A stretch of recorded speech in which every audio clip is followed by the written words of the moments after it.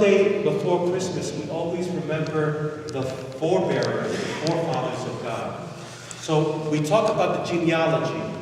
Abraham begot Isaiah, and Isaiah begot Jacob, and Jacob begot, and so forth and so on. So it was important in the ancient Israelites, or for the ancient Israelites, and even for the early Christian church, to connect Jesus Christ to Adam and also to Abraham, because we knew that the Messiah would come from the seed of Abraham.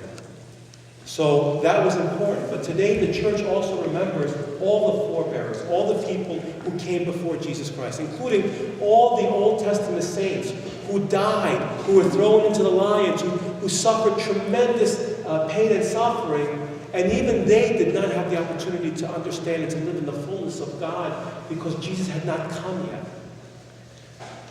Jesus is the promise and the answer to everything. The promise that God would come and make right humanity when after Adam and Eve made it wrong. And the sacrifice unto death so that we can live eternally.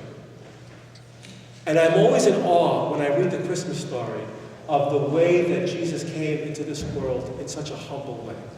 That he came in really forget about the fact that it was 2,000 years ago, and the mortality rate of every person was tremendously high. But think about the fact that where they had to travel, where she gave birth, where the Virgin Mary gave birth, what kind of conditions that they were in, that Jesus was literally being persecuted and chased down by Herod to be killed, and spent his first 2 years in Egypt, and never even went back to his house, went back to Nazareth, because they knew that he would have him killed. And this is the way God came into the world. God, the creator of the cosmos. Right? I wrote in my Facebook yesterday this wonderful quote from something that I was reading. That, you look up into the sky and you see the stars and you realize how little you are in the universe. How little am I compared to the entire universe as I'm looking up. And yet, the author of the universe sent his son to be born in the most humble way and to die for me. Oh my goodness. We are worth all of that? Are we really made to be that holy and worthy of such great sacrifice? And that's what God did for us. And we go through our days and we forget about that incredible sacrifice that God made for us. And we get caught up in the spirit of Christmas, the false spirit of Christmas, the gift giving, in other words, and gift getting. And really, all we have to focus is on the one gift that God gave to us on the day of Christmas, which is his son, who could have come as a massive being. I am God, worship me. Right? Could have come any way he wanted to. But he came in the most humble of ways to show us that we should never be arrogant or proud, that our egos must die. Any gift that we have, any good that we are, is still a gift from God. It's not ours. We're the author of nothing.